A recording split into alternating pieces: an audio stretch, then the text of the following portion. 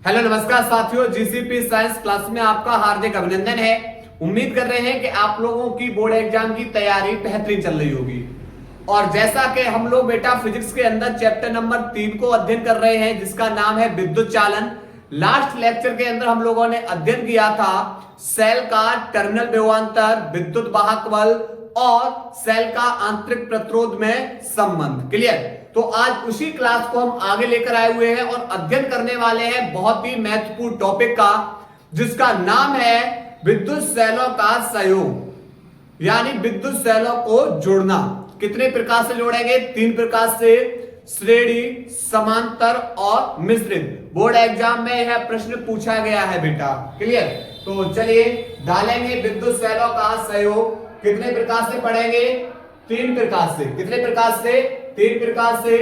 पहला पढ़ेंगे श्रेणी क्रम संयोजन, दूसरा पढ़ेंगे समांतर क्रम संयोजन और तीसरा पढ़ेंगे, तीसरा जो है वह हमारा है मिश्रित क्रम संयोजन। मिश्रित क्रम संयोजन। क्लियर? श्रेणी क्रम में बेटा जब हम प्रतिरोधों को जोड़ेंगे, श्रेणी क्रम में जब हम प्रतिरोधों को जोड़ते हैं तो इसके लिए फॉर्मूला होता है R बराबर R1 plus R2 plus R3 dot dot dot. जितने भी प्रतिरोध हैं श्रेणी क्रम में, अगर हमारे प्रतिरोध हैं तो उनको जोड़ने के लिए बेटा फॉर्मूला होता है R बराबर R1 plus R2 plus R3। इसी प्रकार समांतर क्रम संयोजन, अगर हमारे प्रतिरोध समांतर क्रम में जुड़े हुए हैं तो उसके लिए फॉर्मूला होता है 1/R बराबर 1/R1 plus 1/R2 plus 1/R3, जितने बेटा जुड़े हुए। अगर हम बात करें सेल का संकेत, तो भाई एक सेल के अंदर हमने देखा गया था कि आंतरिक प्रतिरोध था और उसका विद्युत वाहक बल। तो ये प्लस टर्मिनल और ये माइनस टर्मिनल। तो ये हमारा किसका संकेत हो जाता है? सेल का। किसका संकेत हो जाता है? सेल का। ठीक है। अब चलिए पहली हेडिंग बेटा जो हम लोग अध्ययन करने वाले हैं वो कौन सी? वो हम लोग अध्ययन करने वाले हैं श्रेणी क्रम संयोजन को। ठीक है, चलो तो डालेंगे हेडिंग बेटा। पहली कौन सी है? श्रेणी क्रम संयोजन। चलिए देखो, जो ये हमारे सेल हैं, इन सेलों को बेटा श्रेणी क्रम में जोड़ना है। श्रेणी क्रम में ध्यान रखना है, यहां पर जब एक सेल, ये हमने बेटा यहां पर जब ये पहला सेल लिया है, ये हमारा कौन सा है? पहला सेल। इस पहले सेल का आंतरिक प्रतिरोध R, ये प्लस टर्मिनल और ये माइनस टर्मिनल और विद्युत वाहक बल E है। क्लियर? अब इस सेल की बेटा जो ऋण प्लेट से दूसरे सेल की हम किसको जोड़ेंगे? धन प्लेट को। और दूसरे सेल की बेटा जो ये ऋण प्लेट है, इससे जुड़ा हुआ है ये आंतरिक प्रतिरोध R और यहां पर A। तो दूसरे सेल की जो ऋण प्लेट है उससे हम जोड़ेंगे तीसरे सेल की धन प्लेट को इस तरीके से, माइनस और यहां इस वाला। तो इसी क्रम में, यानी पहले सेल की ऋण प्लेट से दूसरे प्लेट की धन प्लेट को, दूसरे सेल की ऋण प्लेट से तीसरे सेल की धन प्लेट को, इसी प्रकार तीसरे सेल की ऋण प्लेट से चौथे वाले सेल की धन प्लेट को। तो इस प्रकार बेटा हम कितने सेलों को जोड़ देंगे? इस प्रकार जो हम सेलों को जोड़ेंगे वो हम n सेल जोड़ देंगे। कितने सेल जोड़ेंगे? n। यानी ऐसे बेटा 1 सेल, 2 सेल, 3 सेल, 4 सेल, एक के पीछे एक जोड़ते चले जाएंगे। पहले की बेटा पहले सेल की ऋण प्लेट से दूसरे वाले सेल की धन प्लेट को, दूसरे वाले सेल की ऋण प्लेट से तीसरे वाले सेल की धन प्लेट को, इसी क्रम में हम बेटा n सेलों को क्या कर देंगे? जोड़ देंगे। ठीक है। अब n सेल को जोड़ने के बाद बेटा इसे इन सभी सेलों के बेटा सहयोग से, देखो एक पहला इधर वाला रखा और इधर वाला, ठीक। और इससे बेटा इससे हम एक बाह्य प्रतिरोध, इससे हम किसको जोड़ देंगे? एक बाह्य प्रतिरोध को जोड़ देते हैं, जिसका क्या है? प्रतिरोध क्या है? Capital R। ठीक है। यानी n सेलों का सहयोग करके, उन सभी का सहयोग करके यहां पर एक परपथ में एक बाह्य प्रतिरोध लगा देते हैं। ठीक है। अब जो प्लस टर्मिनल है, यहां से धारा निकलेगी, पूरे परपथ इस प्रतिरोध से होती हुई धारा आएगी बेटा इधर माइनस टर्मिनल को। लेकिन एक चीज होगी कि इस सब में बेटा धारा तो कैसी मिलेगी, इस सब में धारा हमको समान मिलेगी, लेकिन प्रत्येक का विद्युत वाहक बल कैसा होगा, अलग अलग। क्योंकि ध्यान रखना है श्रेणी क्रम में कौन समान, श्रेणी क्रम में धारा समान, और समांतर क्रम में बेटा कौन समान होगा, विद्युत वाहक बल। समांतर क्रम में कौन समान होगा, विद्युत वाहक बल, क्योंकि यहां पर सेल है तो सेल का विद्युत वाहक बल है। ठीक है, तो यहां पर समझिए।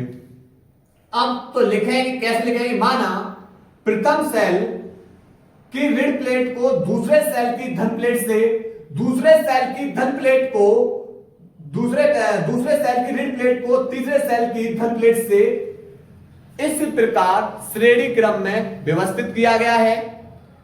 क्लियर। इसके बाद लिखेंगे, फिर यहां से लिखेंगे, इधर लिख रहा हूं, माना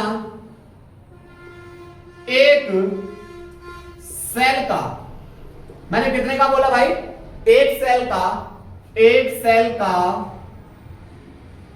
विद्युत वाहक बल बराबर बेटा कितना है भाई, एक सेल का विद्युत वाहक बल E है। एक सेल का बेटा विद्युत वाहक बल कितना है, आप बोलोगे सर एक सेल का विद्युत वाहक बल E है। तो ऐसे सेल बेटा कितने लगे हुए हैं, आप बोलोगे सर ऐसे सेलों की संख्या ऊपर बता रहा है n। तो ऐसे सेल जब बेटा n लगे हुए हैं तो यहां पर मैं पूछे संपूर्ण सेलों का विद्युत वाहक बल बेटा कितना हो जाएगा, तो आप बोलोगे सर Ne। जब एक सेल का विद्युत वाहक बल E, दूसरे का E, तीसरे का E, ऐसे कितने सेल है, आप बोलोगे सर n सेल है, तो n सेल का विद्युत वाहक बल कितना हो जाएगा, Ne हो जाएगा। क्लियर। क्योंकि प्रत्येक का विद्युत वाहक बल बेटा कैसा होगा, अलग अलग। लेकिन यहां पर प्रत्येक का हमने क्या माना, E माना। जब इनको जोड़ दोगे तो कितने बेटा सेल हो जाएंगे, Ne। क्योंकि सेल जब n है तो प्रत्येक सेल का विद्युत वाहक बल E है, तो n सेल का विद्युत वाहक बल Ne। ठीक। उसके बाद यहां पर बेटा सेल का आंतरिक प्रतिरोध क्या है, R है। सेल का एक सेल का आंतरिक प्रतिरोध R। ऐसे बेटा इन सभी सेलों में संपूर्ण सेलों का आंतरिक प्रतिरोध, संपूर्ण सेलों का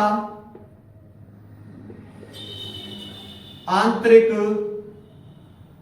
प्रतिरोध कितना हो जाएगा बेटा, R' बराबर।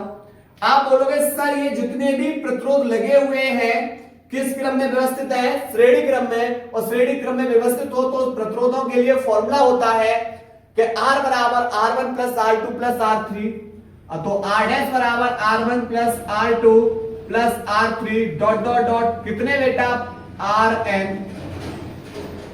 कितने Rn। लेकिन हमें पता है प्रत्येक सेल का जो आंतरिक प्रतिरोध है स्मॉल r, यानी R1 बराबर स्मॉल r, R2 बराबर स्मॉल r, R3 बराबर small r dot dot dot कितने बेटा प्रतिरोध है, n बार। क्योंकि n सेल है तो n सेल में बेटा जो प्रतिरोध है वो कितने होंगे, n ही प्रतिरोध होंगे। सबको जोड़ोगे एक r, 2r, 3r, कितने बार हो जाएगा बेटा, n बार। तो ये हो जाएगा सब सेलों के जो आंतरिक प्रतिरोध को जोड़ोगे वो कितना हो जाएगा, NR। तो ये बेटा निकाल लिया हमने सेल का आंतरिक प्रतिरोध। लेकिन हमें पता है कि सेल का वो परपथ में जो बाह्य प्रतिरोध है, परपथ में बाह्य प्रतिरोध बेटा बराबर कितना है, कैपिटल R। तो हम पूछे अब कुल प्रतिरोध, परपथ में कुल प्रतिरोध बताओ, परपथ के अंदर कितना कुल प्रतिरोध बताओ। तो पूरे परपथ में कुल प्रतिरोध कितना हो जाएगा, आप बोलोगे सर बाह्य प्रतिरोध और ये जितने भी ये आंतरिक प्रतिरोध है इस सभी को जोड़ दीजिए तो क्या बन जाएगा, कुल प्रतिरोध। तो यानी बाह्य प्रतिरोध कैपिटल R प्लस आंतरिक प्रतिरोध, सभी सेलों का आंतरिक प्रतिरोध कितना है, NR। ठीक है, तो हमने ये क्या निकाल लिया, कुल प्रतिरोध। अब हम निकालेंगे कुल धारा। तो कुल धारा बेटा फॉर्मूला होता है I बराबर V/R, लेकिन यहां पर V नहीं है, यहां पर सेल का विद्युत वाहक बल कौन है, E। तो लिखोगे कुल धारा I बराबर कुल विद्युत वाहक बल वट्टे कुल प्रतिरोध, कुल विद्युत वाहक बल वट्टे कुल प्रतिरोध। तो I बराबर कुल विद्युत वाहक बल बेटा कितना है, Ne।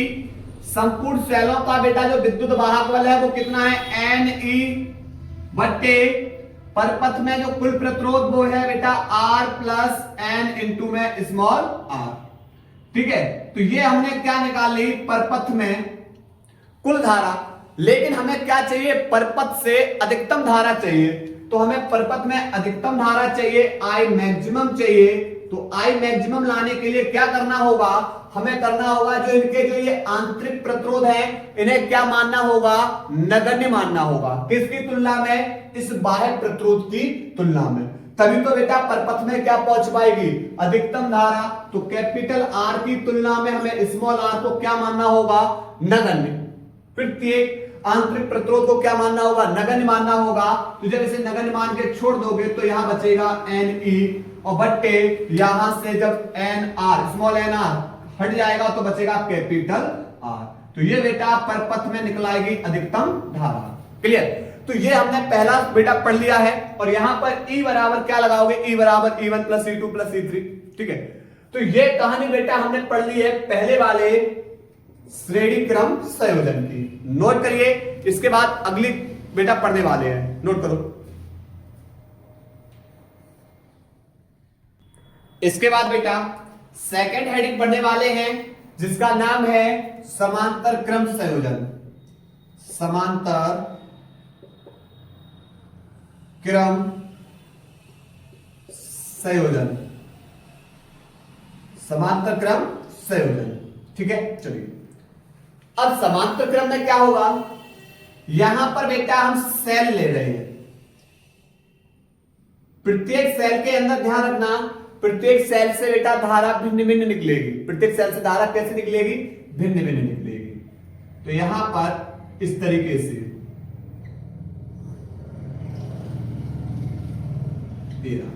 प्रत्येक सेल का विद्युत वाहक बल E, आंतरिक प्रतिरोध R, विद्युत वाहक बल E, आंतरिक प्रतिरोध R, विद्युत वाहक बल E और आंतरिक प्रतिरोध R। ठीक है, यह plus terminal minus plus minus plus minus. ठीक है, तो यहां से बेटा कहानी क्या होगी, यहां से कहानी कुछ इस तरीके से।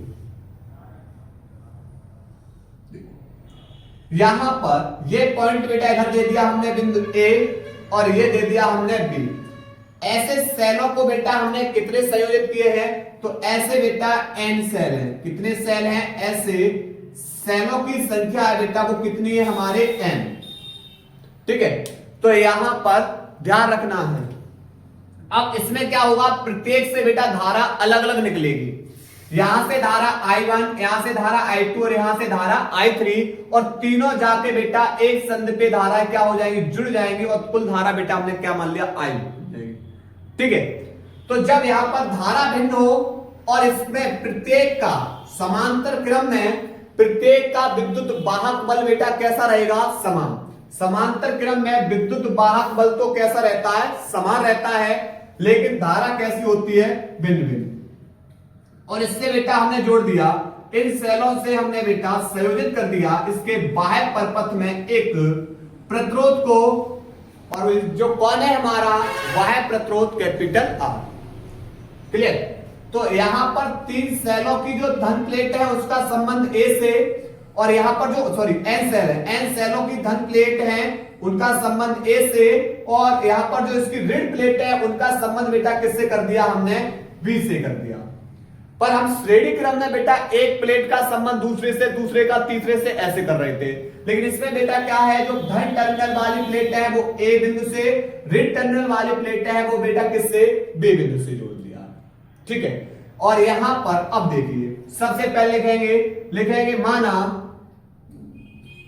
प्रत्येक सेल का मैं पूछे भाई बताओ विद्युत वाहक बल कितना है, तो आप बोलोगे सर प्रत्येक सेल का विद्युत वाहक बल E है। प्रत्येक सेल का विद्युत वाहक बल हमने क्या माना, E माना है, तथा प्रत्येक सेल का आंतरिक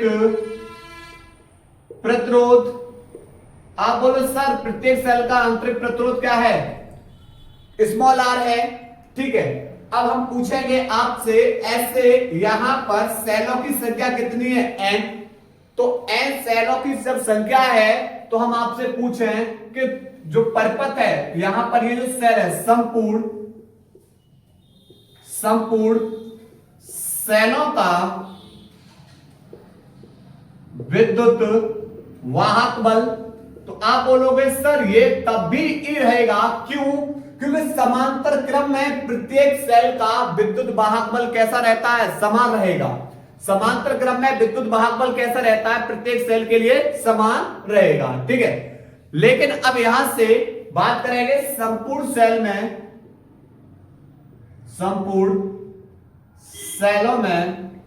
सेलों का कुल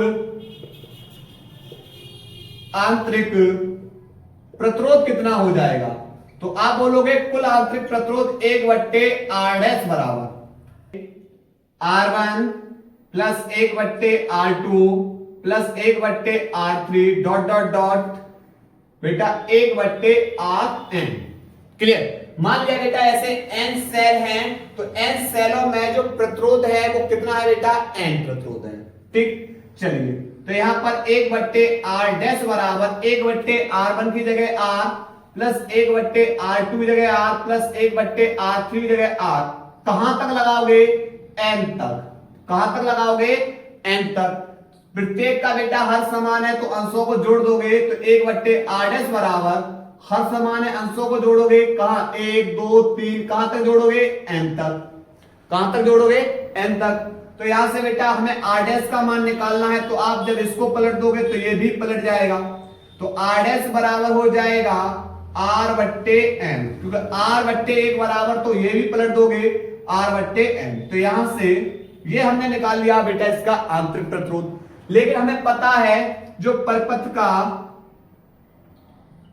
का जो बाह्य प्रतिरोध है, बाह्य प्रतिरोध वो बेटा क्या है, कैपिटल R है। तो हम पूछेंगे बेटा कुल प्रतिरोध बताओ, तो आप बोलोगे सर कुल प्रतिरोध हो जाएगा जो बाह्य प्रतिरोध है, इस बाह्य प्रतिरोध और आंतरिक प्रतिरोध को जोड़ दीजिए, कुल बाह्य प्रतिरोध प्लस कुल आंतरिक प्रतिरोध। तो कुल बेटा बाह्य प्रतिरोध R है और कुल आंतरिक प्रतिरोध R' बराबर R/n। ठीक है, n का R में मल्टीप्लाई कैपिटल R में, तो n into capital R plus R और बट्टे बेटा कौन हो जाएगा, n। तो ये हमने क्या निकाल लिया, कुल प्रतिरोध। अब क्या करना है, हमें निकालनी है कुल धारा। हमें क्या निकालनी है, कुल धारा। तो आप बोलोगे सर I बराबर हो जाएगा कुल विद्युत वाहक बल बट्टे कुल प्रतिरोध, कुल विद्युत वाहक बल बट्टे कुल प्रतिरोध। चलिए लगाइए, तो यहां से I बराबर कुल विद्युत वाहक बल बेटा कितना होगा, संपूर्ण सेल का जो कुल विद्युत वाहक बल है वो कितना है, E बट्टे कुल प्रतिरोध। तो ये लगा दोगे n into capital R plus R बट्टे n। तो यहां से बेटा n को कहां भेज दोगे, ऊपर, तो I बराबर NE बट्टे NR प्लस स्मॉल r। तो ये हमने क्या निकाल ली, कुल धारा। लेकिन हमें अधिकतम धारा चाहिए। हमें क्या चाहिए, अधिकतम धारा। तो अधिकतम धारा प्राप्त करने के लिए बेटा जो ये बाह्य प्रतिरोध है, इस बाह्य प्रतिरोध को क्या मानना होगा, नगण्य मानना होगा। इस बाह्य प्रतिरोध को क्या मानना होगा, नगण्य मानना होगा। तभी बेटा हमें क्या प्राप्त होगी, सेल से अधिकतम धारा। तभी यहां पर देखो, तो यहां से बचेगा क्या, I मैक्सिमम। अधिकतम धारा के लिए, अधिकतम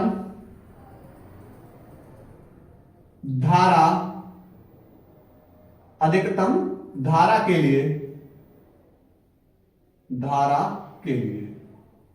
ठीक है, तो आई मैक्सिमम बराबर हो जाएगा बेटा, बचेगा एन ई, और बट्टे जब एन आर को छोड़ दोगे तो बचेगा स्मॉल आर। अगर हमें एक सेल से धारा चाहिए तो ई अपॉन आर, आई बराबर क्या हो जाएगा, ई अपॉन आर। तो ई अपॉन आर बेटा क्या है, एक सेल धारा। ठीक है, तो ये हमारा कौन सा क्रम रहा, समांतर क्रम रहा। अब इसके बाद हम लोग अध्ययन करने वाले हैं किसका, मिश्रित क्रम का। ठीक है, नोट करिए। इसके बाद बेटा हम लोग अध्ययन करने वाले हैं मिश्रित क्रम संयोजन का। समझते हैं कैसे करेंगे, समझे। सबसे पहले बेटा हम एक पंक्ति बनाएंगे, और इस एक पंक्ति में जिसका आंतरिक प्रतिरोध R और विद्युत वाहक बल कौन होगा, E। और ऐसे बेटा हम एक पंक्ति में कितने सेल लेंगे, तो एक पंक्ति में जो सेलों की संख्या होगी, जो सेलों की संख्या होगी वो कितनी मान ली हमने बेटा, n है। माना एक पंक्ति में जो सेलों की संख्या है, उस सेलों की संख्या बेटा कितनी है, n है। ठीक है, और यहां पर ऐसी कितनी पंक्तियां हम जोड़ देंगे, ऐसी बेटा हम m पंक्तियां जोड़ेंगे एक दूसरे के समांतर क्रम में।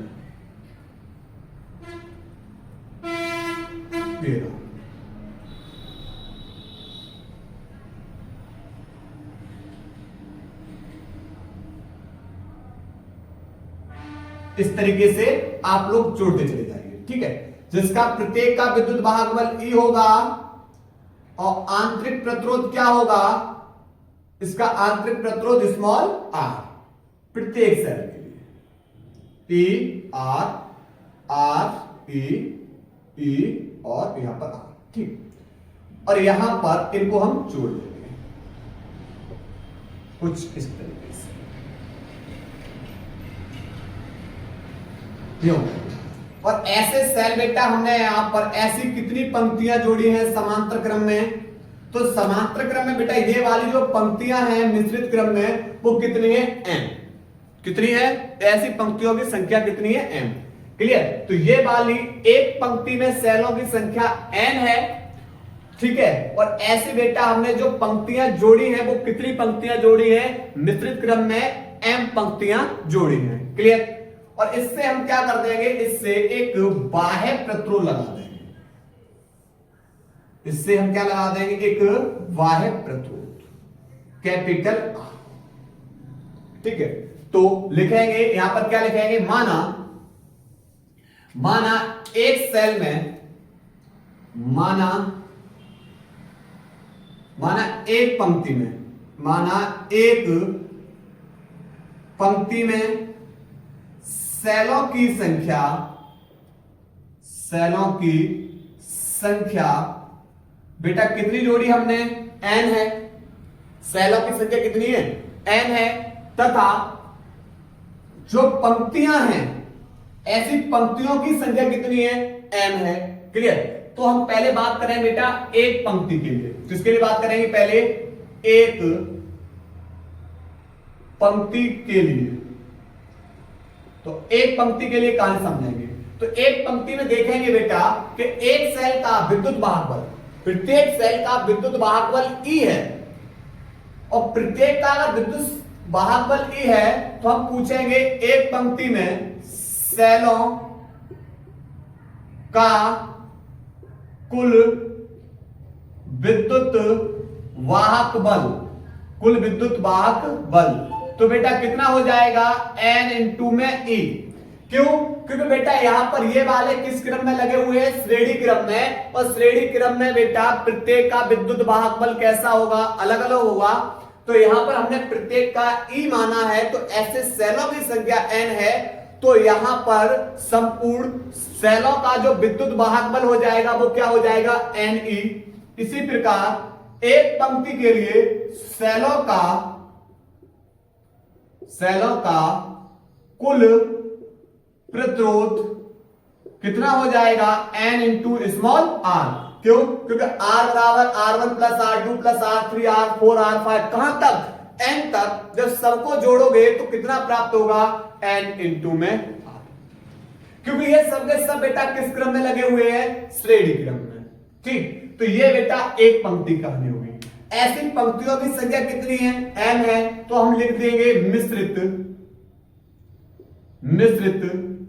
क्रम के लिए, मिश्रित क्रम के लिए। अब यहां पर मिश्रित क्रम के लिए जो यहां पर एक पंक्ति का विद्युत वाहक बल बेटा Ne निकला, ऐसे बेटा यहां पर m पंक्तियां लेकिन समांतर क्रम में हैं। कैसी हैं, समांतर क्रम में, और समांतर क्रम में विद्युत वाहक बल कैसा रहता है, समान रहता है।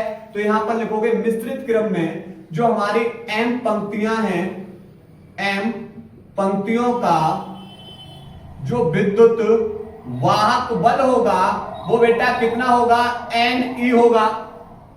कितना होगा, Ne। अब लेकिन यहां पर Ne होगा, लेकिन यहां पर मैं बात करूंगा कि यहां पर जो m पंक्तियां हैं, इन m पंक्तियों का आंतरिक प्रतिरोध, n पंक्तियों का आंतरिक प्रतिरोध कितना हो जाएगा।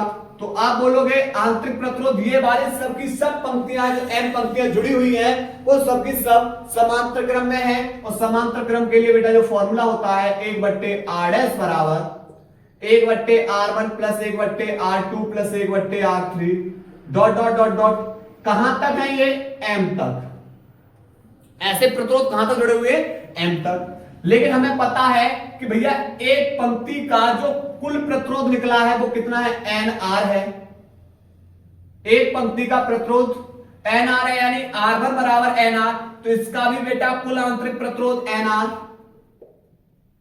इसी प्रकार इसका भी आंतरिक प्रतिरोध कितना है, nr। क्लियर। तो प्रत्येक पंक्ति का जो आंतरिक प्रतिरोध है, क्योंकि ये श्रेणी क्रम में तो सबका nr निकलेगा, लेकिन ये सब बेटा किस क्रम में जुड़े हुए हैं, समांतर क्रम में, इसलिए बेटा ये फॉर्मूला लगाया।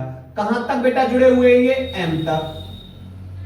क्लियर। तो 1/r' बराबर हर समान अंशों को जोड़ दोगे, एक एक एक एक, कहां तक जोड़ोगे, ये बोलोगे सर हम इसे m तक जोड़ेंगे, तो यहां r' का मान निकालेंगे, तो आप बोलोगे सर इसे पलट दीजिए, तो यहां पर भी पलट देंगे, तो nr और बट्टे में क्या हो जाएगा, m। ये तो हमने निकाल लिया क्या, ये हमने निकाल लिया इसका आंतरिक प्रतिरोध, यानी मिश्रित क्रम में जो m पंक्तियां हैं इन सभी का आंतरिक प्रतिरोध। लेकिन परपथ में जुड़ा हुआ है बाह्य प्रतिरोध, परपथ का बाह्य प्रतिरोध क्या है, परपथ का बाह्य प्रतिरोध कैपिटल R है। अब हम पूछे परपथ का कुल प्रतिरोध बताओ, तो कुल प्रतिरोध बेटा आप बोलोगे बाह्य प्रतिरोध प्लस आंतरिक प्रतिरोध, इन सभी बेटा जो m पंक्तियां इन सभी का आंतरिक प्रतिरोध। तो कितना निकला है, nr/m, n into small r बट्टे m, m का r में मल्टीप्लाई, तो m इंटू में capital R plus n into में स्मॉल r बट्टे m। ये हमने निकाल लिया क्या, इसका आंतरिक प्रतिरोध, कुल प्रतिरोध। अब हमें क्या निकालनी है, कुल धारा निकालनी है, कुल धारा। तो यहां पर कुल धारा I बराबर हो जाएगा कुल विद्युत वाहक बल वट्टे कुल प्रतिरोध, कुल विद्युत वाहक बल वट्टे कुल प्रतिरोध। क्लियर। अब यहां से करना क्या है, लगाओ बेटा, तो यहां से I बराबर कुल विद्युत वाहक बल, जो m पंक्तियों का कुल विद्युत वाहक बल बेटा कितना है, Ne बट्टे यहां पर कुल प्रतिरोध, तो कुल प्रतिरोध जो m पंक्तियां इनका कुल प्रतिरोध ये रहा Mr plus n into small r बट्टे m। ये बेटा हमने क्या निकाल लिया है, ये कुल प्रतिरोध और कुल धारा बेटा m कुल प्रतिरोध ये रहा, और कुल विद्युत वाहक बल बेटा ये रहा था m पंक्तियों का। ठीक, अब m को ऊपर भेज दोगे तो I बराबर हो जाएगा mne बट्टे mr plus n into r। ये हमने निकाल ली कुल धारा, लेकिन हमें चाहिए अधिकतम धारा। हमें क्या चाहिए, अधिकतम धारा। तो ध्यान रखना है, तो हमें पता है कि B बराबर होता है, I बराबर क्या होता है, I बराबर होता है B अपॉन R। तो धारा का प्रतिरोध से क्या संबंध है बेटा, यहां पर ये व्युत्क्रमानुपाती है।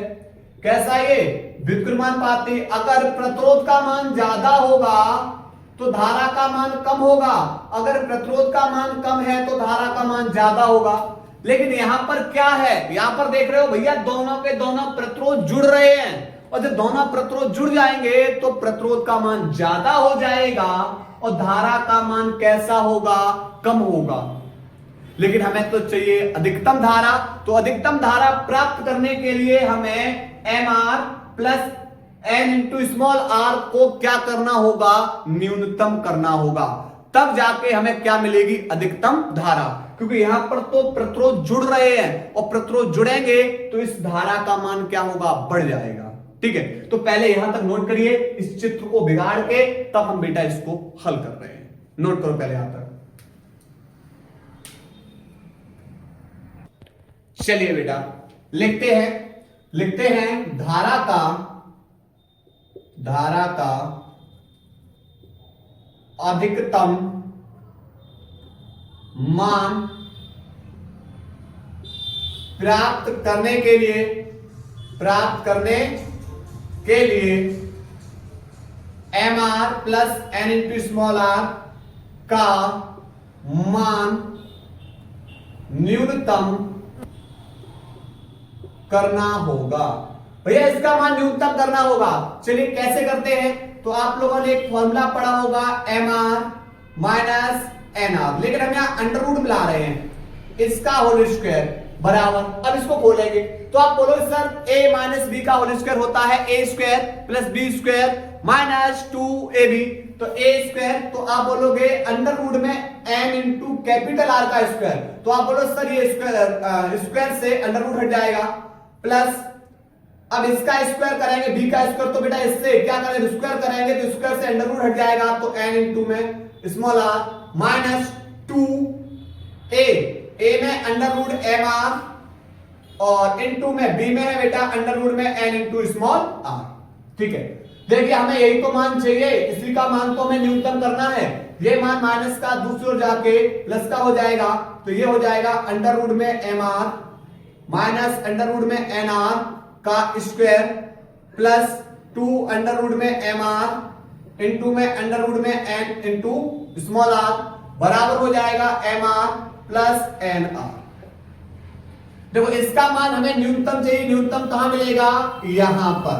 न्यूनतम कहां मिलेगा, यहां पर। रूट में mr माइनस अंडर रूट में n इंटू स्मॉल r का स्क्वायर इक्वल टू 0, स्क्वायर हटाओगे इस पे क्या आ जाएगा, अंडर रूट, तो mr माइनस nr ये अंडर रूट में ही है बराबर। अगर 0 पे बेटा अंडर रूट आ जाएगा तो यहां से बाहर कौन आएगा, 0, तो यहां पर ये हो जाएगा अंडर रूट में mr माइनस अंडर रूट में n इंटू स्मॉल r बराबर 0।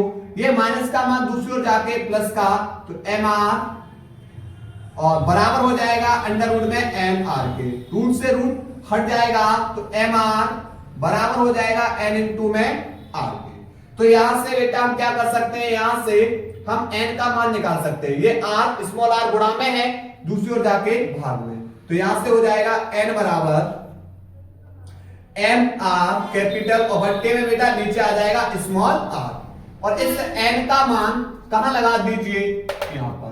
तो यहां पर धारा, अधिकतम धारा प्राप्त करने के लिए हमें क्या करना होगा, m n e बट्टे mr प्लस, यहां ये mr प्लस, अब कौन आ गया n की जगह लगाओगे mr बट्टे स्मॉल r और इनटू में कौन है, स्मॉल r, तो स्मॉल r से स्मॉल r कैंसिल, तो m n e बट्टे mr प्लस mr कितना हो जाएगा, 2mr, m से m कैंसिल, तो धारा I मैक्सिमम बराबर n e बट्टे 2r। क्लियर। तो ये बेटा हमारे थे सेलों के संयोजन। और अब बेटा हम लोग जो अध्ययन करेंगे अगले लेक्चर के अंदर, जिसमें हम पढ़ेंगे किरचॉफ का नियम और व्हीटस्टोन सिद्ध को, और इसी के साथ हमारा चैप्टर फिनिश हो जाएगा। क्लियर। तो उम्मीद है कि आप लोगों को बेटा सेल समझ में आए होंगे। नोट करिए इसको।